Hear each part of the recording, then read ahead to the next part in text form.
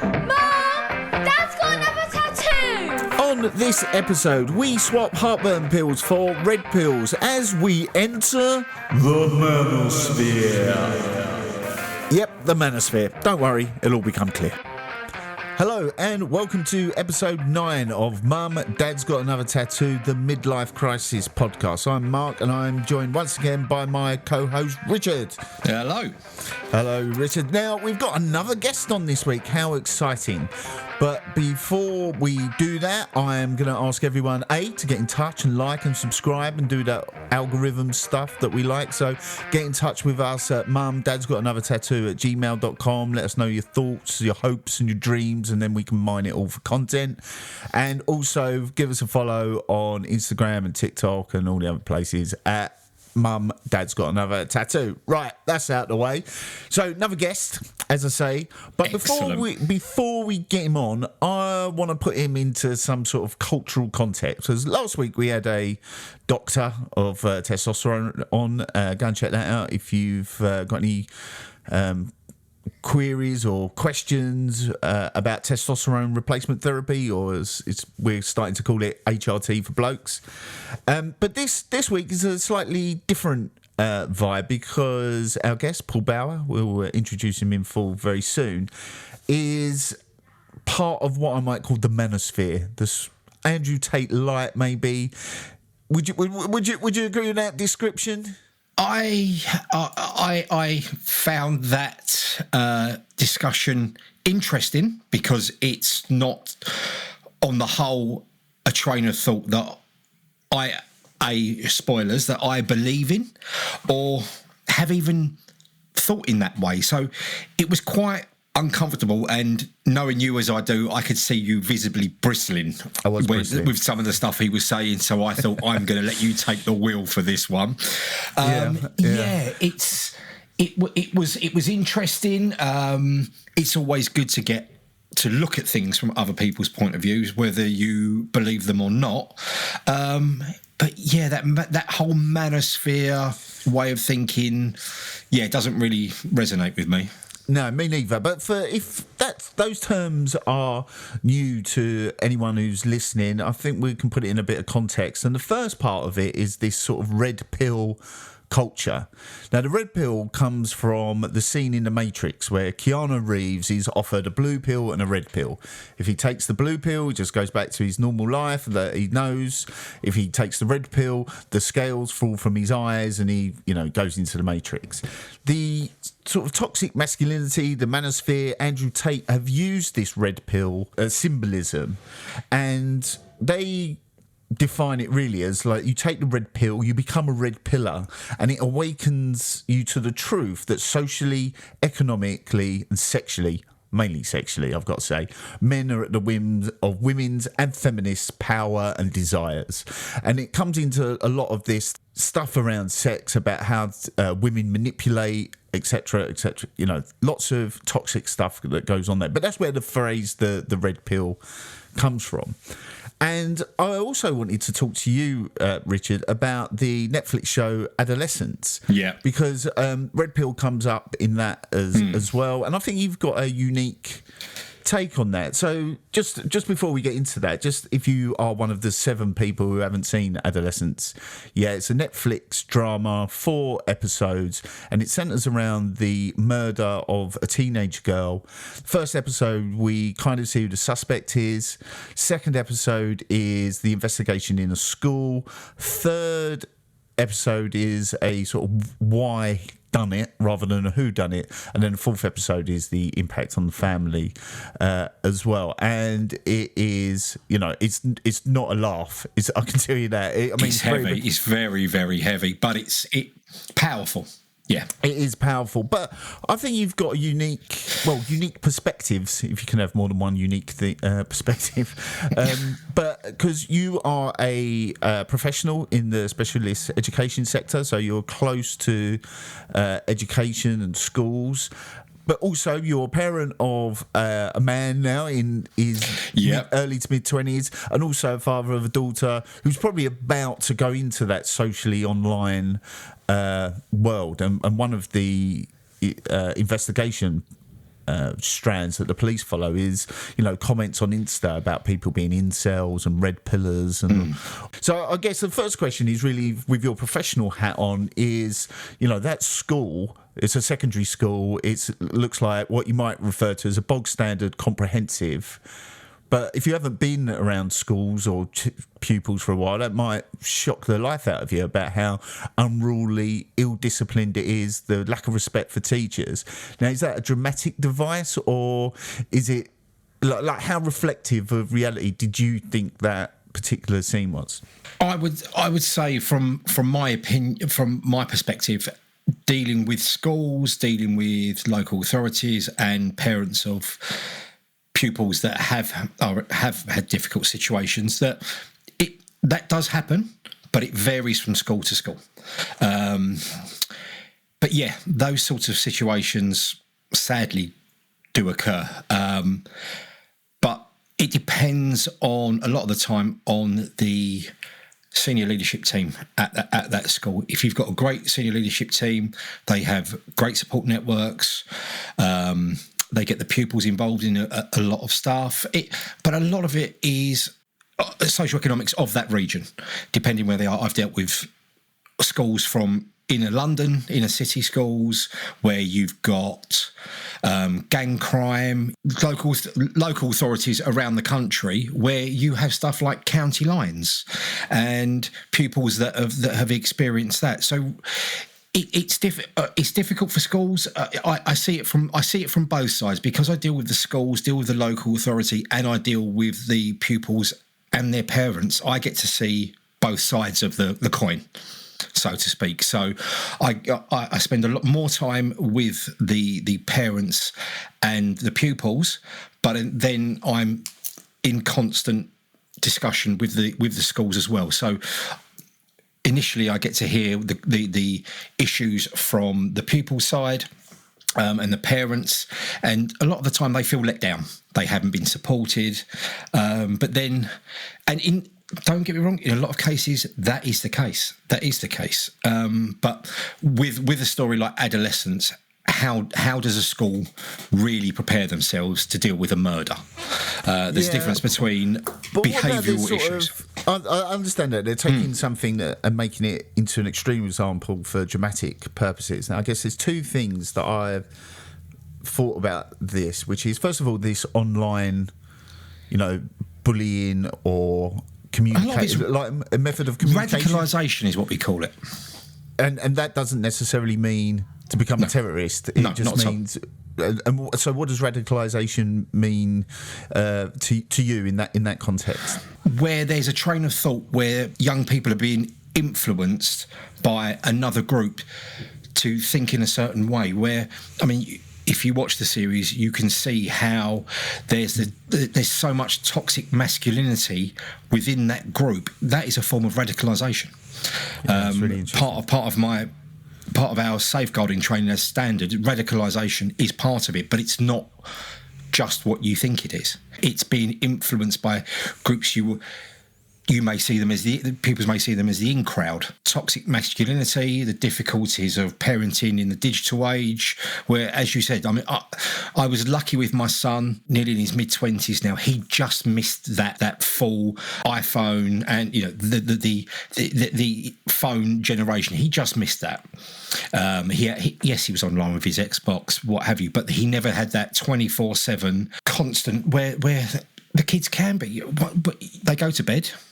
Okay, if they do have a phone, or the age to have a phone, once they close that door on all those apps, you really, up until a point, don't know what's happening. There are ways to legislate for that, but yeah, it's a scary thing. And as you say, I'm now coming into it. I've got a 9-year-old daughter, and I'm very aware, because of what I do and what I see, of what the pitfalls are.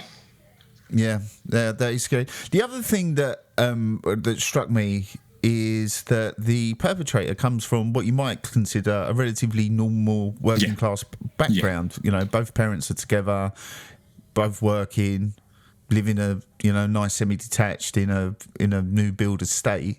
That's not really the background of someone that you would expect. Now I understand they're doing this for dramatic purposes, but is that something that is that common, or when you look into backgrounds, is it people have got difficult backgrounds and upbringings, and it sort of comes out in their behaviour, and they're more likely to be radicalised in whichever way that means, or could it just happen to anyone and it's potluck?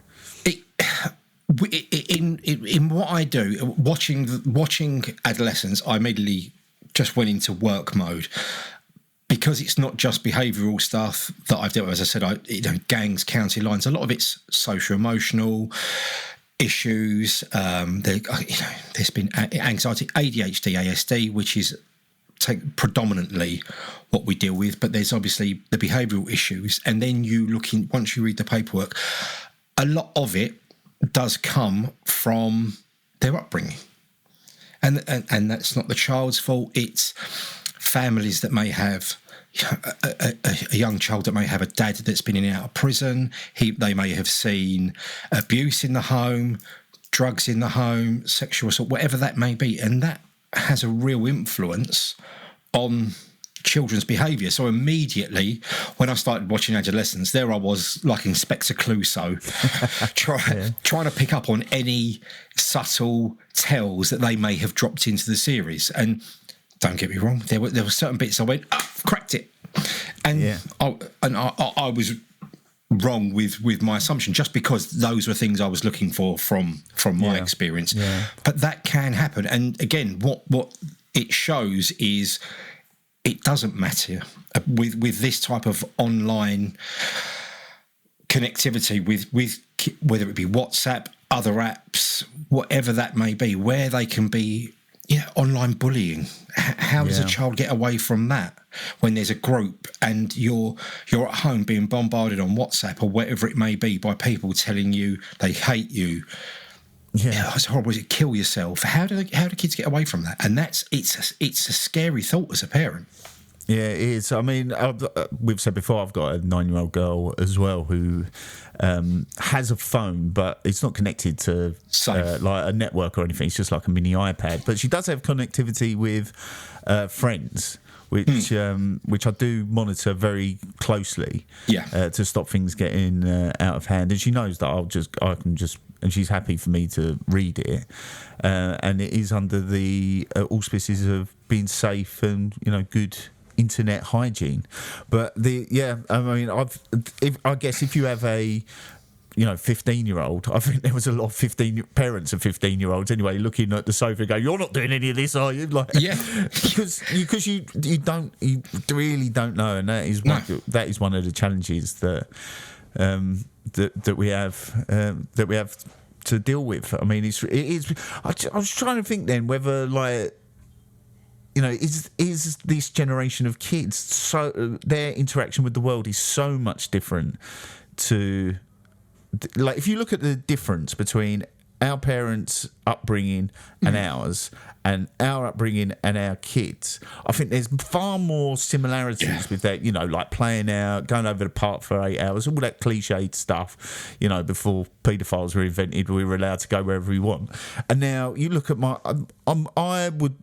she's still quite young for that, but even so, I can't imagine a time where I can see her going round the corner, like going to her friend's house, and then me not really knowing where she is for 8 hours. And I don't think I've got the tools necessarily to deal with that. But this, I mean, or maybe that is part of being a parent as well, is that you discover that your parents didn't have the tools either, and they just made it up. I think every generation does to an extent, but I think it's the environment you live in, where there's I think we're, with social media, with the news and everything like that, we're so more acutely aware. The people we now call paedophiles, and that was just a strange guy at the end of the street, and that was it. And that was how it was.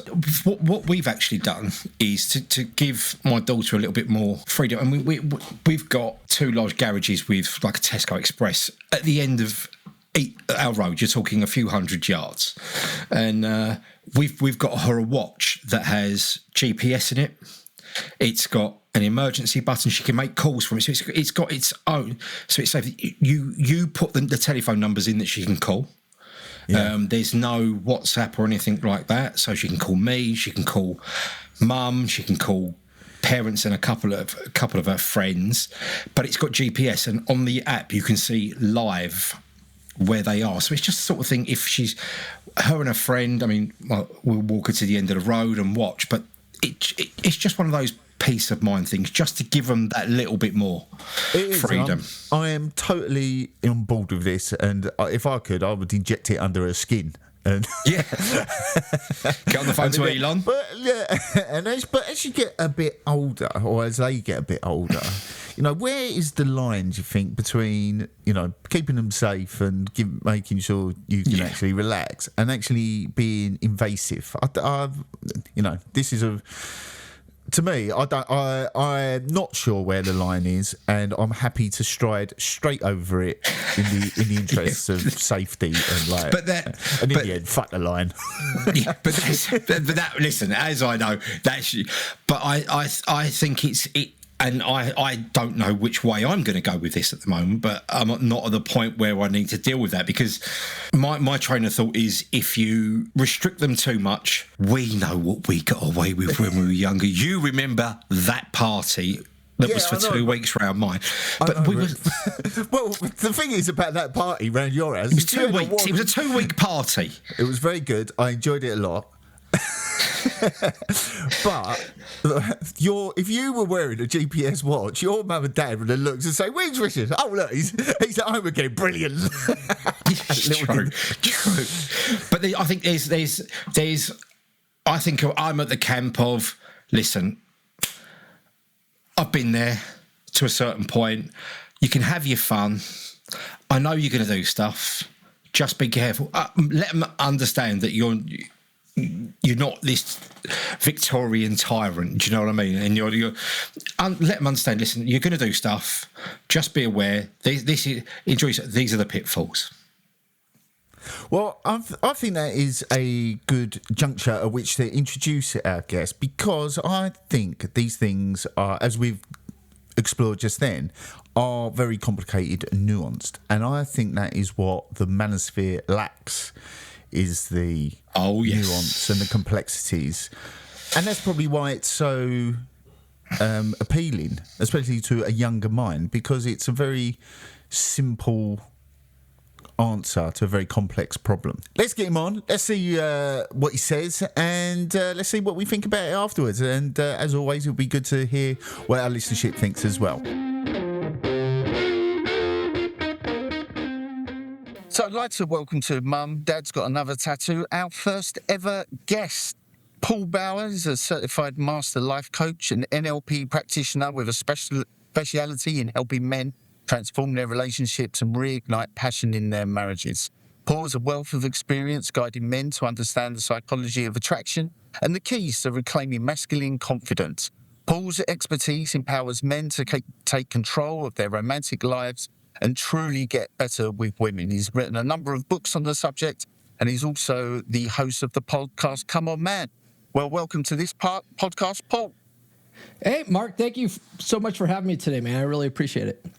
No worries. So welcome to the show, Paul. Thank you very much for your time. And it'd be just great to know whether you've always been into life coaching and NLP practicing, or did you take a more circuitous route into this sort of life? Oh, I definitely didn't mean to be here. No one, and we were talking about this offline, but I come out of the red pill space. No one intentionally seeks out the red pill. Like, something bad happens when you when you end up in this space. But usually the smart guys turn it into a positive, right? So yeah, let me give you my Batman origin story. I grew up in Colorado, in the foothills outside of Denver, and I was always pretty good with girls. I always had, girlfriends in high school, lost my virginity at 16, went to 4 different proms and stuff like that. But I was always the guy who was, I had what's called the sniper dating mentality, where it's like one girl at a time, you go all in on the first girl that's nice to you. And every girl's my soulmate, kind of thing. And I ended up leaving for the U.S. Navy when I was 18. And 2 years into my enlistment, I met my now ex-wife, and we barely knew each other. I met her. I came home on leave. We spent a week together.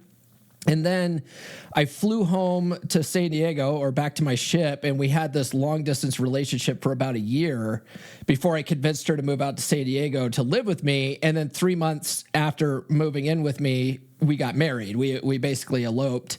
There was a lot of reasons for that. I was getting ready to go on deployment, and I was a strong provider guy. I wanted to make sure she was taken care of. That sort of white knight type thing, and we ended up getting married, and it wasn't bad. It was pretty good, I would say, for the first half of our marriage, and we have 2 wonderful kids out of it.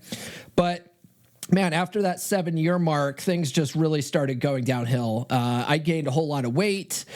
She was just nagging at me like all the time. There was days where I'd work 17-hour days just to avoid going home. When I did get home, I'd just sit in the driveway for a little bit, just trying to psych myself up for the nonsense I was going to have to deal with when I got in the house. There was times where I just didn't want to go sleep in the same room as her, so I'd go out in the garage, grab a cot, and go sleep in my office, that sort of thing. But I was also the guy that would never quit, right? Like I made vows, I took them seriously, and that's sort of how my parents are. My parents are still together. They're coming up on their 50th wedding anniversary, but they hate each other. You know what I mean? And my dad is just resolved to be miserable. Like, this is just how life's supposed to be. We're all supposed to end up like Al Bundy, from Married with Children. And so that's how I thought life was supposed to be. Like, yeah, you have kids and you stick together for the kids, and that's what it's all about. And lucky for me, she had enough of it. In 2014, she filed for divorce, and I found myself back on the dating circuit without having any practice in like 15 years, because we were married for 14 years, and I was 50 pounds overweight. I didn't know what I was doing anymore. It was a whole new world, because when I met her, there was no dating apps, and now there's dating apps everywhere and social media. There was none of that when she and I met. And so I floundered on the dating circuit for a year, and I was like, what am I doing wrong? Like I used to be good at this. I used to be good at meeting women, and all of a sudden, like I can't get a date, or if I do get a date, like they're not interested in me and stuff. And so I floundered for about a year until I met a gal that on my podcast, I refer to her as Red Pill Chick, because it wasn't my marriage that woke me up to the psychology of women. It was this relationship, and it was the same thing. It was, I meet a girl that's nice to me. I go all in on this one. She had red flags out to wazoo, overlooked all of them. I could fix her. I could save this girl from her life of, whatever struggle. And so we get together, and I immediately go into what I call like husband mode, which is just complacent. I don't have to try anymore. I already got her. I stopped dating her, pretty much right away. And we were basically just living roommates, and I was just sort of expecting, that this is how life's supposed to be, right? You're supposed to be, not have the romance anymore. You just sort of like live together. And she basically mentally checked out about 2 years into that relationship, mentally checked out, started lining up her male orbiters at work and, wherever she could find them. She started acting so bad at the end of that relationship, but we were together for about 4.5 years, that I ended up breaking up with her. And then I found out that, in hindsight, that she ended up cheating on me at the end. But yeah, this time I had lost all the weight, because during that relationship, I lost all the weight. And so this time it was easy getting dates. All of a sudden I was getting dates like shooting fish in a barrel, but I couldn't keep women around more than 2 or 3 dates. And so I finally just had this self-realization that I'm repelling women. Like there's something I'm doing. The two biggest relationships in my life failed. My adult life failed. And then now I'm on the dating circuit. I can get dates, but women don't want to stick around. Like there's something that's, not working here.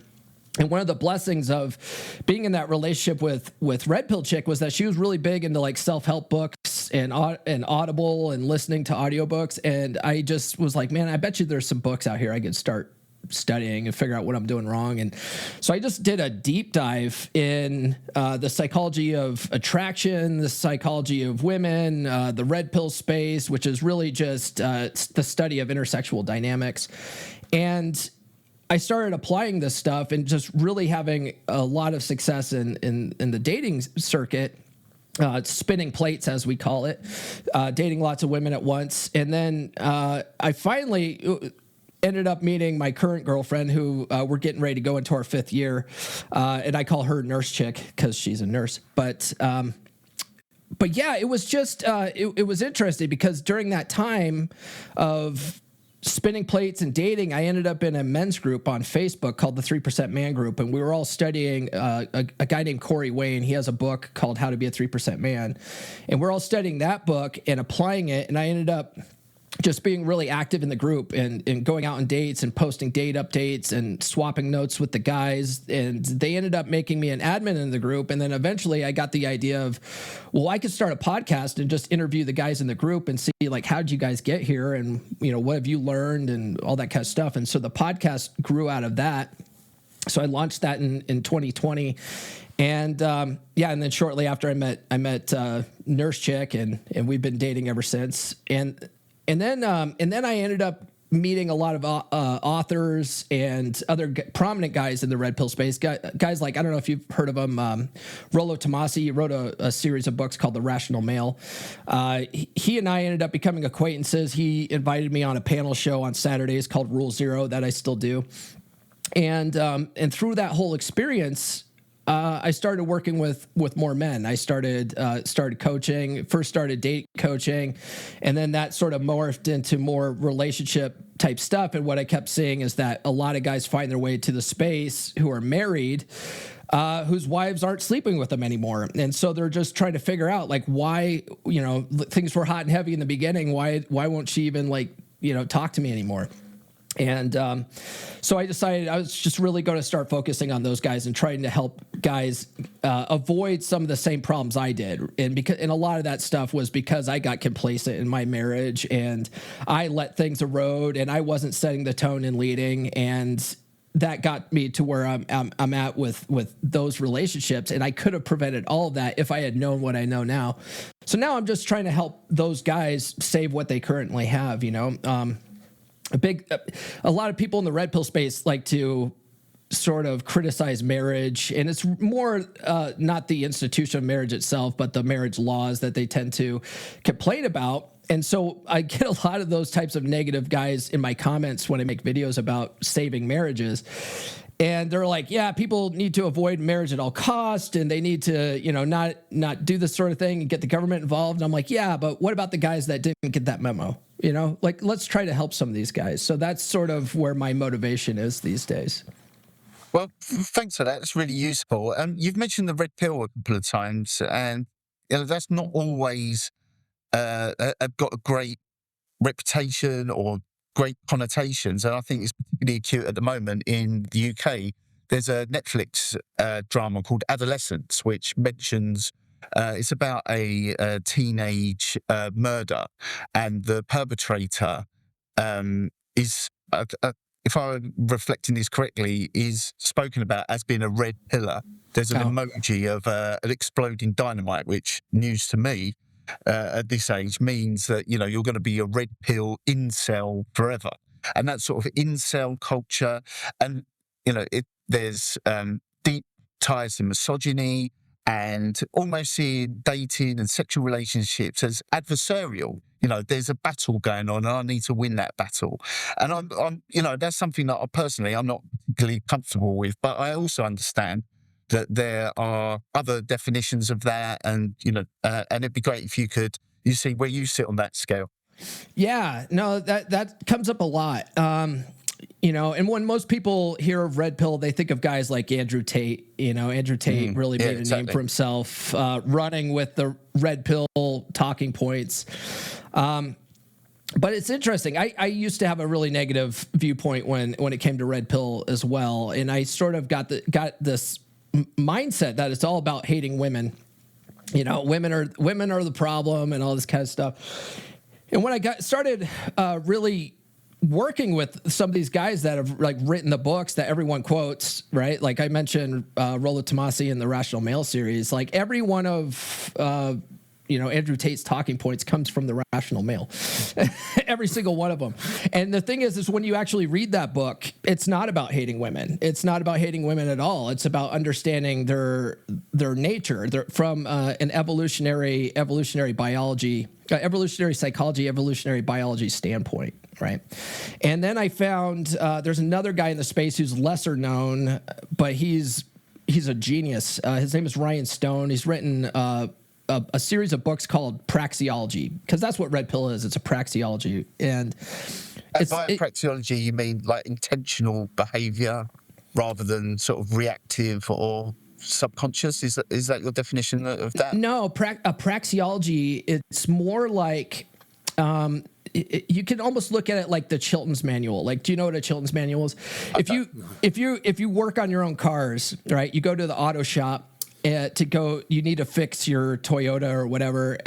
You go there and you get a manual. It's a book that explains how the car is put together. Right, and basically the guys at Chilton, what they'll do is they'll take a car, disassemble it, and show you how it was all put together. And then they put it all back together and show you how all the parts go. That's essentially what a praxeology is. It's basically a guy. It started out, at least in the red pill space, of guys swapping notes. Like, hey, this works. When I went on a date and I did these things, she responded well to it, right? So then other guys go out there and try to model that behavior, and they take what works and leave what doesn't. And so it really is just at the bottom level. It's like, this is how women respond. And that's really all it is, right? And then people take their other, their own sort of ideologies and their own morality, and they put it on top of that. But at the base level, it's just, hey, this is how women tend to think. This is how they tend to operate. And you can use that to your advantage and have healthy relationships, or you can complain about it and wish it was different. And that's where you get a lot of these incel guys who get mad and complain about women, and they learn about women's nature, and then they hate them for it, and we actually call those types of guys that make that kind of content that will actually go out and like hurt women. We refer to those guys as black pill guys. Black pill is they learn the true nature of women, and then they hate them for it. Whereas real red pill is guys understand women's nature and accept it. They're like, okay, this is how they tend to operate. Cool, I can work with that. Now that I understand, and so that's where I'd say the difference is. And there's really a whole sort of spectrum that guys go through when they find their way to the space, and it's very much like the 5 stages of grief, right? We call it the 5 stages of red pill. It's literally the same thing, though. But usually when you first get to the space and you learn this stuff and you realize that everything you thought you knew about women isn't exactly accurate, like the whole Disney fairy tale and this idea that women are sort of raised to be the romantics and they love and guys are just, this hornball sex guys. It's like, no, actually guys are more idealistic when it comes to marriages and relationships. And, they want to be that white knight for her that comes riding in on the steed and rescue her from her life. And women tend to be more opportunistic. They tend to marry up, right? They like to date guys that have a higher status than them. Typically, they like guys that make more money than them. And it's not that women like money per se, which is that's another talking point you hear out there, like, oh, women only care about money. It's no, they what they're attracted to are the traits that men who are successful typically have, right? Like confidence, assertiveness, decisiveness, stuff like that. Women like that, right? what's wrong with that? There's nothing wrong with that. Like. No, I don't suppose there is anything wrong with that. But I mean, I'm still not entirely comfortable with the whole proposition. And I guess like one of the reasons is that maybe it's just a terminology that sort of seems a bit abrasive to me about, strategies that work, what works, what doesn't on a date. And that might work, say, in the short term. But when you want to build a relationship, what actually works is authenticity, right? Okay, on the first, you always present your first and second date version of yourself and insist that, you pick up the wet towels. Yeah. And I haven't been on a date in about 20 years, like a first date, that is. Anyway, but it's that kind of language where almost that, if I think back to my younger single self as well, is that, there were things that worked, but I don't think it helped me have a particularly healthy relationship because they were lacking in authenticity. Sure. No, and you're not wrong there. If you ever read the book The Game by Neil Strauss, it really illustrates that very well. So like I said, Red Pill sort of came out of the pickup artist community, and that was just, hey, what works, what doesn't when it comes to dating. And you're right, that surface level stuff works really great at getting women to sleep with you quickly. It's terrible at keeping women engaged in a long-term relationship, and that's what they found out in that book. And a lot of people love that book because it talks about pickup artistry and the tricks that you can get to meet a girl in the bar. But if you really read between the lines when you read that book, they were targeting specific women that dressed a certain way, that were, they had the big hoop earrings and the provocative clothes. They weren't running this game on the church girl down the street. You know what I mean? That was one thing. And then two, they all wanted something deeper. They were all very good at getting women to sleep with them quickly. They were, every weekend, but they would find these certain women that they just would fall in love with and go head over heels. And these women didn't want anything to do with them because they weren't authentic, like you're saying, Mark. So what Red Pill took a little bit of that, and then they would try to figure out, okay, why does this work, right, at a deeper level? Why does this work at a deeper level? And that's where they brought in the evolutionary psychology and the evolutionary biology to try to figure out why these certain things clicked in the long term. And so it actually goes much deeper, and you can use this stuff in a long-term relationship. And it's not about running game. It really is about having more of a dominant masculine presence. It's all about having a good mental frame, being able to handle women's tests. Because in a long-term relationship, women will test you. They'll test you when you're out dating too, but the tests change when you're married. And a lot of times women's tests are subconscious. They don't even realize they're doing it. But they want to see if the guy that they're with is genuine, if he's authentic, if this is really who he is, or if this is a facade, right? And that's where women can sort of see through the game and the pickup artistry nonsense, and that's why they don't stick around with those guys. It's because those guys are totally fake. But if you can really embody some of the principles, not the game itself, but having being an assertive guy, being a confident guy, being a guy with good social skills, being a guy who has a little bit of emotional intelligence where you can understand where she's coming from and have a little bit of empathy, that sort of thing. Women like that. Like if you can set the tone and lead a relationship properly, women like that, and they want to stay with a guy like that long term. If I think about my wife, I don't think we've been married 15 years this year. We've been together nearly 20 as well. And I guess there's two things. First of all, I don't think she would say that she was testing me. She's just asking me to do some shit and that needs to be done, right? And you mentioned, the nagging wife. I have found in my own empirical study that the nagging decreases or even stops when you do what the fuck she's told you to do. That is and she's not doing it like just to test you, it's because it's something that needs done that will make yours, hers, everyone's life a bit easier. And yeah, well, that's different, right? Test. That's not testing. That's her handing out chores to you. And if you Okay, so I would say a good marriage test would be, let's say you have perfectly good cupboards in your kitchen, right? And she gets a wild hair. She just got done watching Trading Spaces or some kind of home improvement show, and she gets this miraculous idea for a big project for you to do, Mark, not for her to do, obviously, because women aren't going to, demolish the kitchen. But she's going to have this grand idea that you have to do, Mark. Well, anyway, you're looking at this like a tremendous expense that doesn't need to be done. The kitchen's fine. She just got a wild hair one day because women tend to be driven by emotions, right? So she got this grand idea to remodel the kitchen. It doesn't need to be done, right? But if she says, Mark, we're going to spend tens of thousands of dollars to remodel the kitchen that we don't have, we're going to go into debt for it, and you're like, well, I just want to make her happy, I guess I'll do this work for her.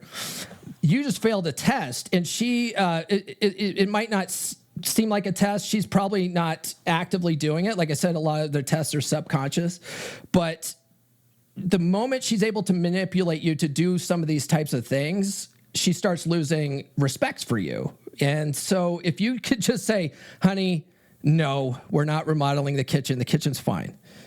You pass her test. She might throw a little bit of get a little huffy about it. Well, no, and start arguing with you about it. And if you just maintain frame, like, you're so adorable when you're mad, but we're not remodeling the kitchen, right? 30 minutes later, and I've seen this happen just countless times, you'll find that she might get mad in the moment, but 30 minutes later, she's going to crawl in your lap, and because she respects you for standing up to her nonsense. And it's interesting. There's a guy in this.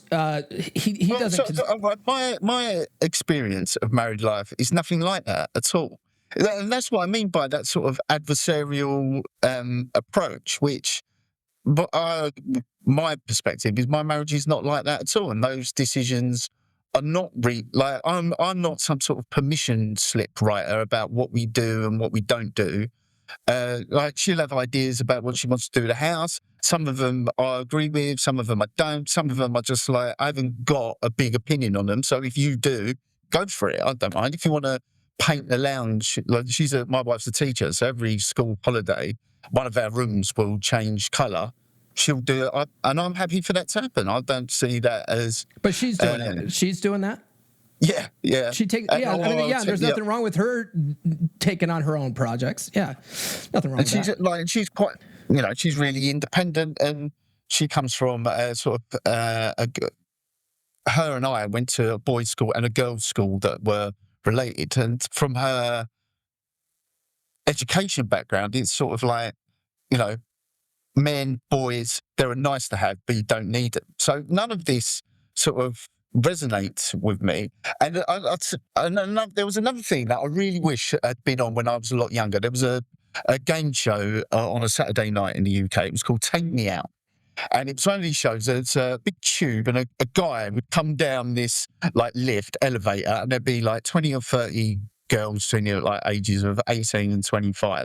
And they would all have a light on, and he would come out, and there would be 3 or 4 rounds, and every time they didn't like him, they would turn their light out. And at the end, he would have whoever was left, he could choose to take on a date, and it was a dating show and that. About 15 years ago, I'm not sure it would really fly in today's. No. But the great thing about it was that even like the sort of stereotypically what a man might think an objectively attractive man would look like, or a higher status male, is actually not what they would like. The lights would go off for ridiculous reasons. He would. I don't like his shirt tucked in like that. Oh, I can't date a man with brown boots. All these things, and the reason why I say that is that these tips seem very generic and stereotypical, and also doesn't correspond with my experiences. So I just wonder whether it's like it works, if that's the right term, for a very small subset of men and women, and like if they have like more traditional conservative views of what a relationship should look like. I would say all of the women that I know, and certainly the one that I'm married to, they do not think that is not how they view life at all. Yeah, and I'd say to be fair to Mark, in my relationship, I mean, going back, we've been friends since kids, and our wives are in many ways quite similar. I'd say so. Yeah, and it's very much, you use the kitchen analogy. We're looking at a remodel this summer, extending, and I'm the one saying we should go bigger, where she's the one saying let's go back. Either way, it's not going to kill me. So but I'm not sure me saying right, putting my foot down there works in many of the scenarios in my life.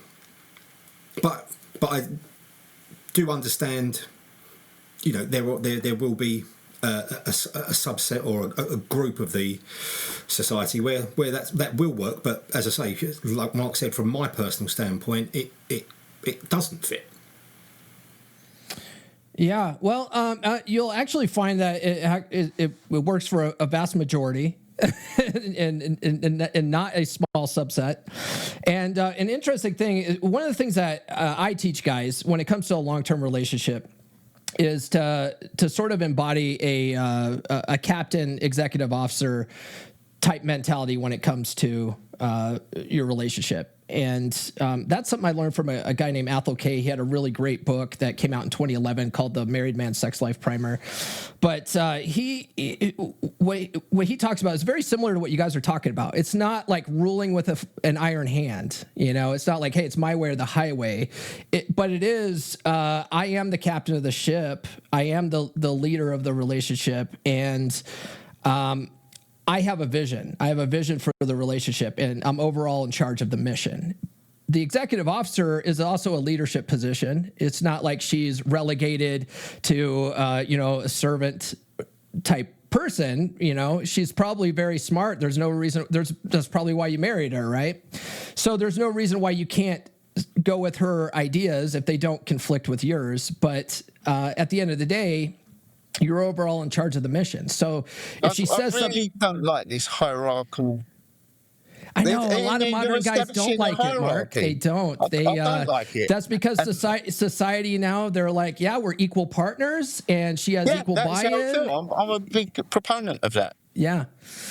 Yeah, well, you'll find that a lot of what the problem with that mentality for a lot of men, maybe not you, Mark, but a lot of men, a big problem with that is when they have a equal partnership mental model of a relationship, they actually aren't having equal partners. What they end up doing is they defer to their wives for decision making, because they don't want to upset her. They don't want to make her mad.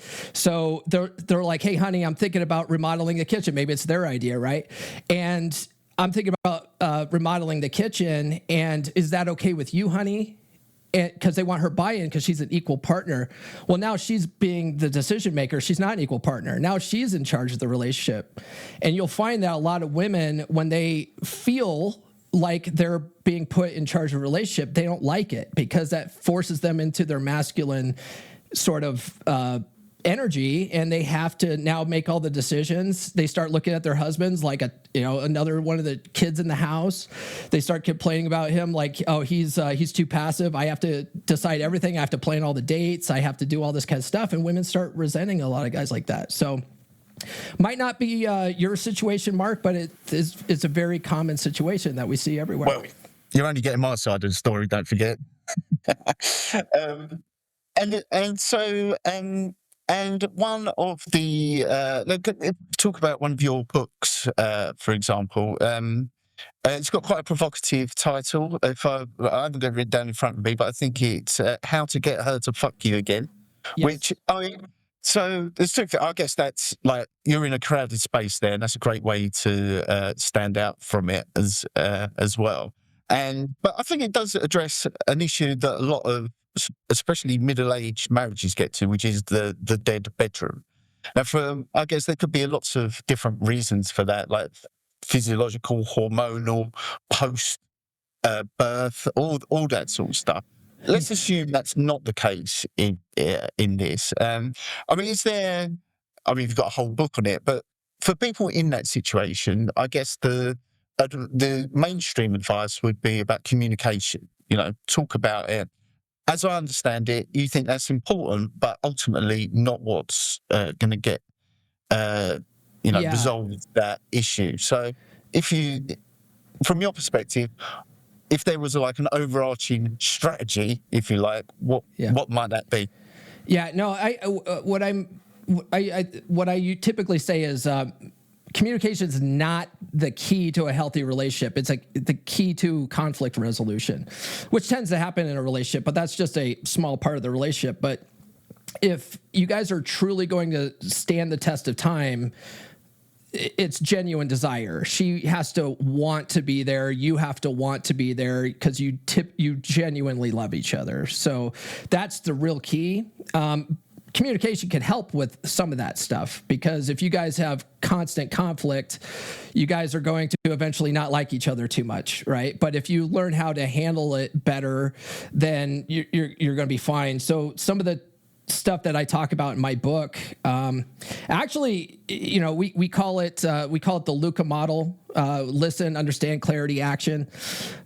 But a lot of that stuff, Mark, comes from what we would call blue pill relationship type advice, right? Like men are from Mars, women are from Venus, right? That's very women-centric relationship advice, but it actually has some merit to it. If you've ever read that book, I don't know if you've ever read it, but the big takeaway from that book is that men and women don't like unsolicited advice, but for different reasons, right? So men don't want their wives' input on what they're doing, the project they're doing, because it feels like they're stepping on our manhood. Like, hey, I got it. I'm a man. I know what I'm doing, right? That's why we don't like asking for directions. And then women, they don't want unsolicited advice from their man because they just want their man to listen. And so 9 times out of 10, women don't even want the problem solved. They just want you to understand where they're coming from.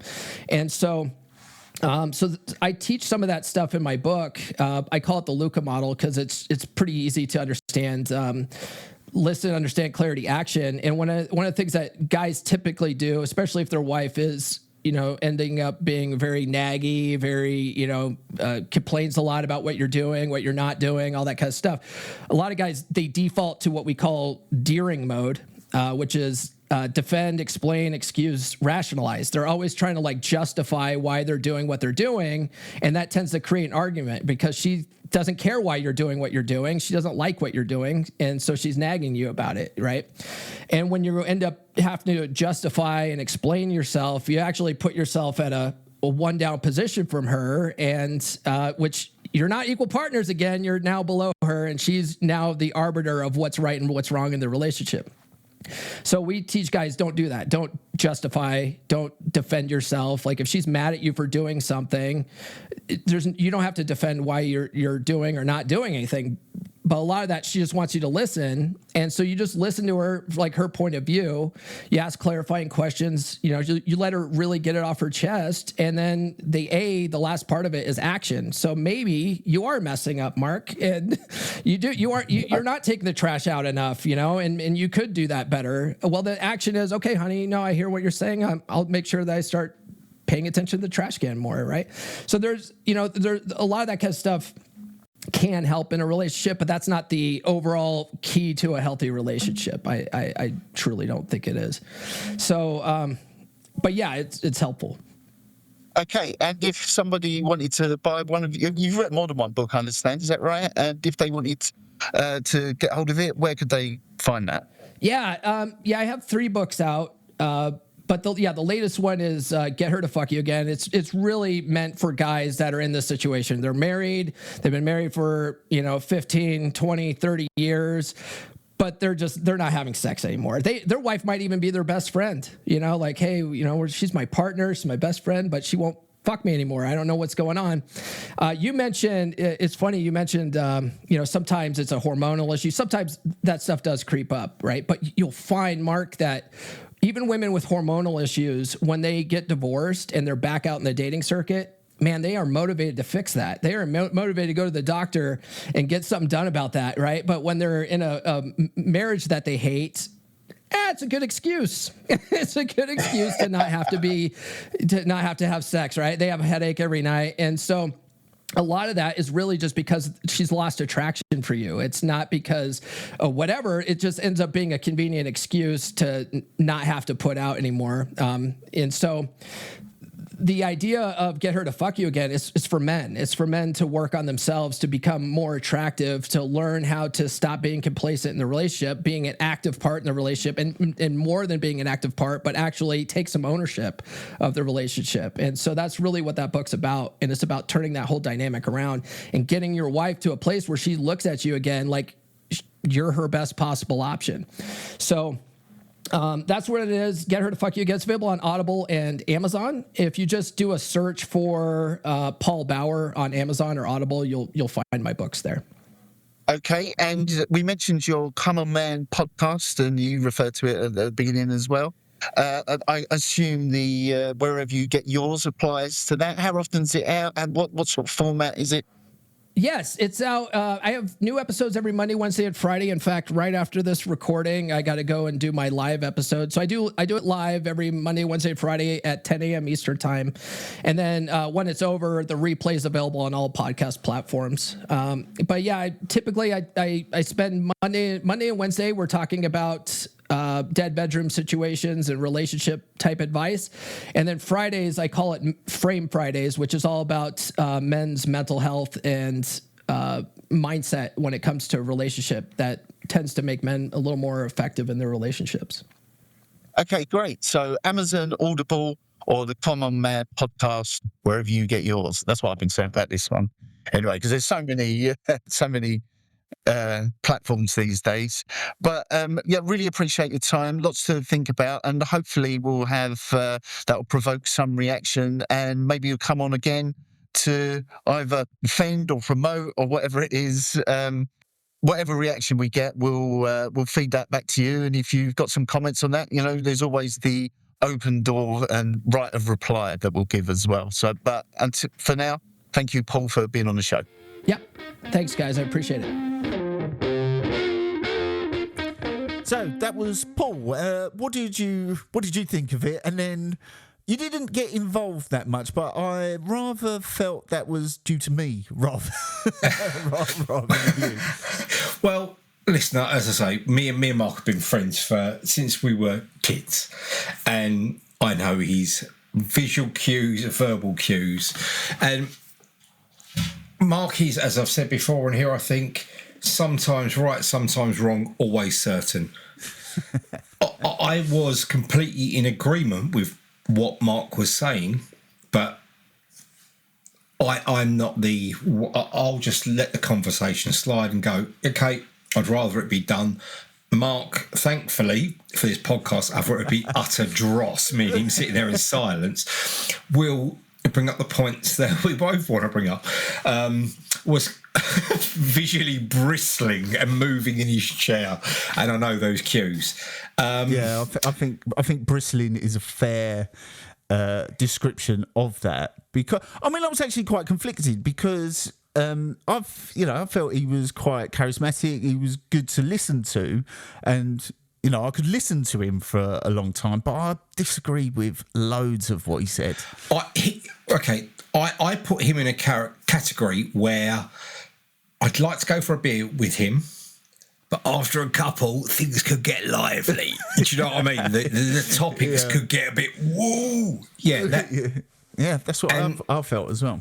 And the core, the genuine core of what he was saying, yeah, but the what was around it and how you get to that point, I genuinely didn't agree with. So for me, the way I deal with it is, okay, you're in America, I'm going to let this slide, but I'm pleased, as I knew you would take him to, put your points across to him. Yeah, I felt a little bit uncomfortable about the whole thing, because, I felt our role as hosts and a guest, even mentally, that puts you in a certain space where you're allowing someone a little bit of leeway that, as you said, with the archetypal beer, I'll be all over him straight away,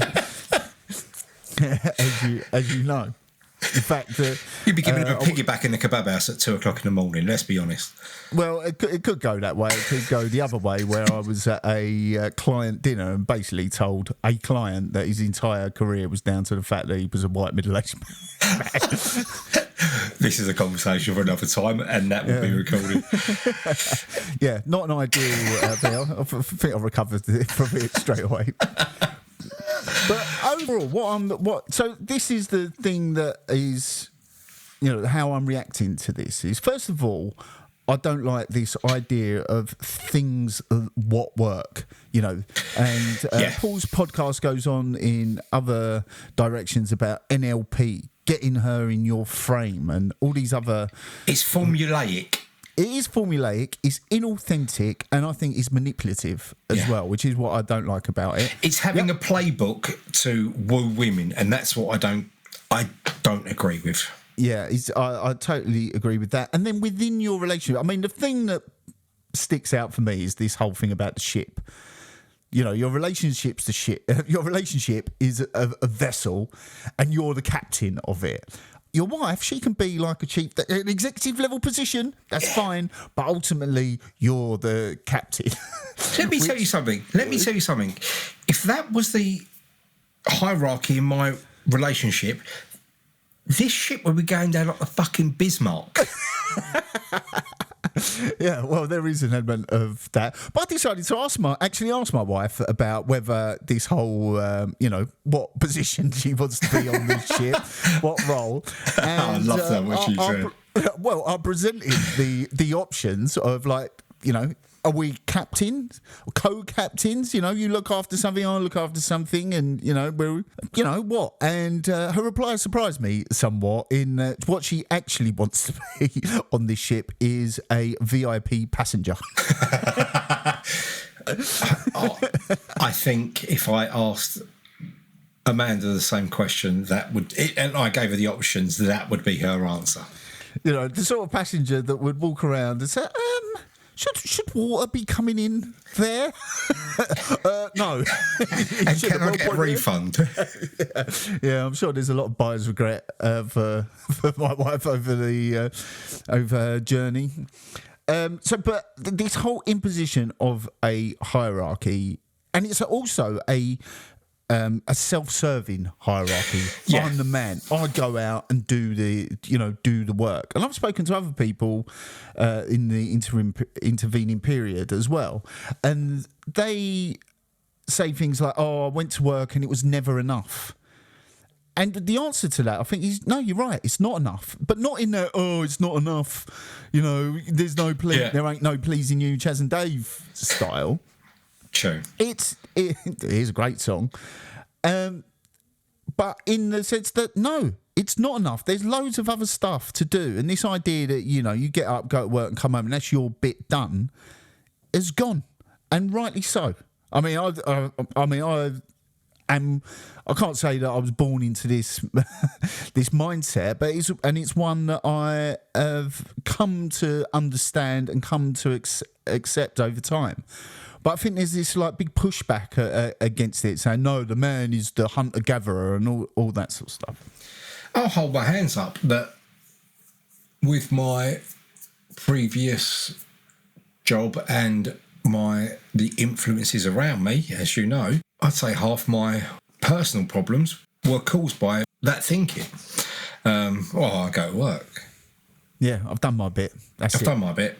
And yeah, my wife is basically, I wouldn't be where I am now without her saying, you can do that.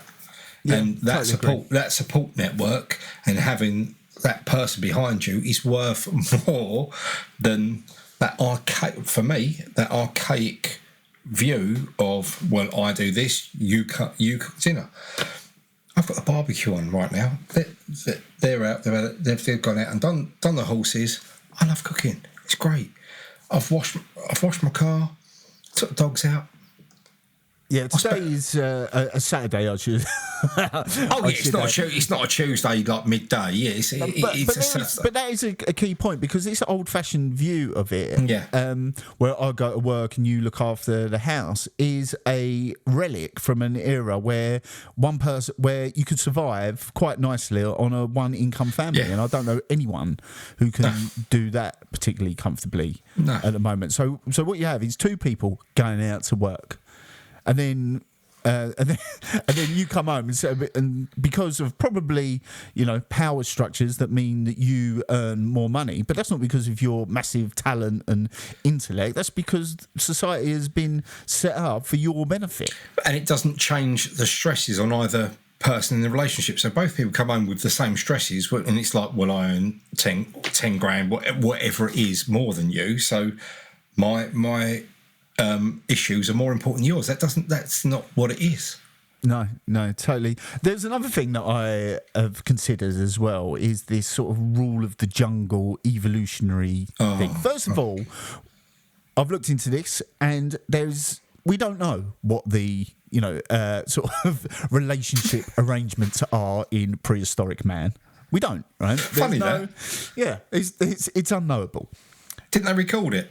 No, funny enough, but very light on podcasts. They had a lot on their hands rather than looking at us for their social emotional needs. Yeah, exactly. So record keeping, not a great feature of Cro-Magnon man, but the animals that these guys always use as examples of how the male should be are always bears and wolves and lions and tigers, like the sort of lone wolf stalking the prairie. I'm the alpha male and I need to dominate my space. It's never things like a penguin that sits on an egg for 8 months in the Arctic, but like the male penguin will do that. It's never like a beaver, which is an animal that has like monogamous, for the most part, mating style. All these cute little fluffy things. There's still masculine versions of that. It's always like the big bear and an animal that would, quite frankly, tear your head off in 2 seconds. It's like, you are not a bear, you are not a wolf, right? So stop applying the rules as you see it to your own relationships. Yeah. You work in an office in central London and all you do is cardio. Please. Yeah. I mean, half my TikTok is taken up by videos of giant otters. The dads have the little ones on there. Oh my! So it'd be really great for if people could get in contact with us and let us know. Ask your wife, partner, what part of the ship they want to be on, and we can see whether this is just because it could be we're in the minority and we got this completely wrong, and. I'll tell you something though. I did actually take something from that interview that was positive into my relationship, which is that I've realised that I'm kind of deferring to my wife for decision making a lot of the time. Yeah. Out of a supposed what do you want? I will do whatever you want, and that kind of. What I hadn't appreciated is the additional mental load that is placing on her to actually make the decision, and so that was something I that I took from that interview. Not that I'm taking over decision making and everything goes through me and I've got the final say, but definitely a dial that needs moving back to the centre a lot of the time, which is don't ask, just do it. Just do. A lot of the time, you know instinctively what the big decisions are. I mean, you're not going to come home and say, I've booked a holiday next week without telling you. But there's loads of other stuff around the house that can be done that often I will ask her, do you want this done? Do you want that done? Yeah.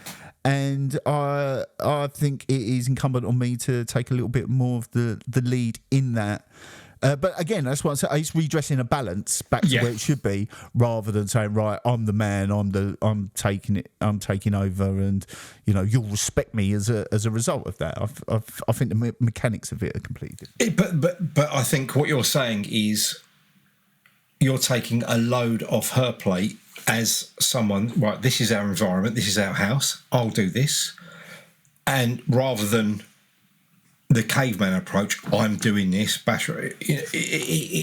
it's a balance between that. And yeah, as I said, the core of what he said, I agreed with. It's just the path of getting there I didn't. Yeah. Well, that's true. There is absolutely no way I can get comfortable with this hierarchical view of a relationship where ultimately you're in charge. That's just a no. But as I say, that's our environment. Yeah, but that's our personal view and our take on it. It'd be good to hear from everyone else what theirs is. And also good to hear what you thought of the guest episode. We've got a couple more lined up over the next few weeks. If that's something that you want to hear more of, we'll get more people on. And if that's something you want to hear less of, then we won't. So we will leave it there. So thank you very much for listening and talk to you very soon. Goodbye. See you later.